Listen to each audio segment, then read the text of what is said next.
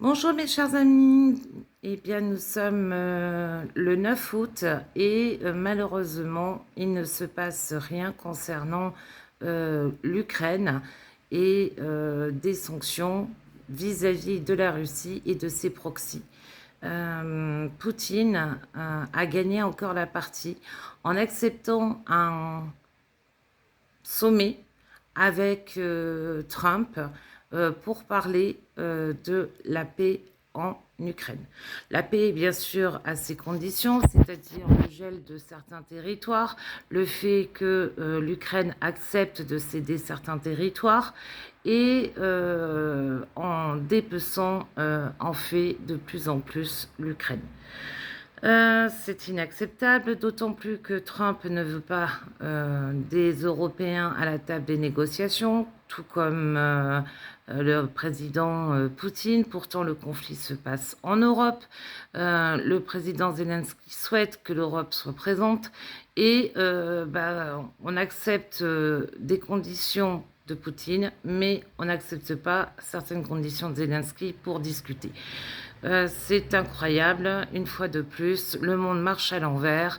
L'agresseur a ce qu'il souhaite vis-à-vis de Trump et l'agressé, une fois de plus, va devoir attendre que le jeu diplomatique et le jeu de dupes de la Russie s'arrêtent pour réellement être sur une position de fin de la guerre et une position de paix.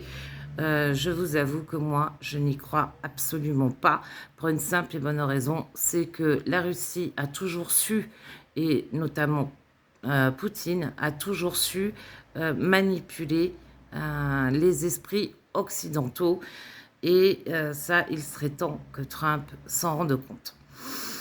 S'en rendre compte d'autant plus qu'il y a une chose abjecte de cette semaine qui s'est passée, qu'on a découvert, c'est que la Russie maintenant propose aux Russes des catalogues d'enfants à adopter. Ces enfants ont été déportés en Russie, ils ont des parents en Ukraine, ils ont une famille et voilà, ils ont été volés à l'Ukraine. Et ces enfants, bien évidemment, vont être retournés contre leur pays et tout ce qui fait leur identité va leur être supprimé au profit de l'identité russe. C'est abject. Ce catalogue d'enfants, ce n'est pas possible. Il faut vraiment là que l'ONU et sa branche pour l'enfance et la protection de l'enfance fassent quelque chose. Parce que ce n'est pas possible de permettre de tels actes. Ne serait-ce que déporter des enfants, c'est un crime de guerre, mais c'est aussi un acte de génocide. Et maintenant, en plus, faire un catalogue des enfants avec le pédigré des enfants, mais à quel point la Russie est décadente. On dit que l'Europe est décadente, et c'est ce que dit la propagande russe, mais attendez, c'est abject, c'est abject. Donc moi, je vous avoue franchement que j'ai un peu de mal à y croire que le 15 août va sortir quelque chose de très positif pour l'Ukraine. Ça va être un pis-aller.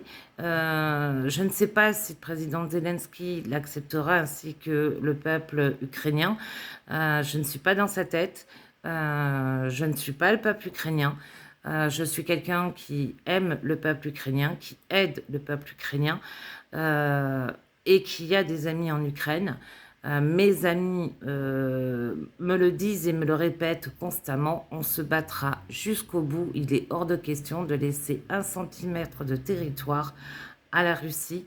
Donc, vous voyez, je pense que ça va être compliqué de pouvoir trouver une solution là, de suite, immédiatement. Et surtout, n'oublions pas une chose, c'est que lorsque l'on parle à la Russie de territoire gelé, pour eux et pour la Russie, donc, c'est le synonyme de conquête du territoire et que le territoire leur appartient à tout jamais. Il n'est qu'à voir ce qui se passe en Géorgie et en Moldavie. Géorgie et Moldavie, où le peuple appelle à l'aide l'Union européenne également. Donc, nous savons que les soldats ukrainiens se battent pour leur pays, mais également pour nos valeurs européennes d'indépendance, de démocratie, de liberté d'expression. Et ces soldats, bien évidemment, je pense tous les jours à eux. Slava Ukraini, Heroyam Slava.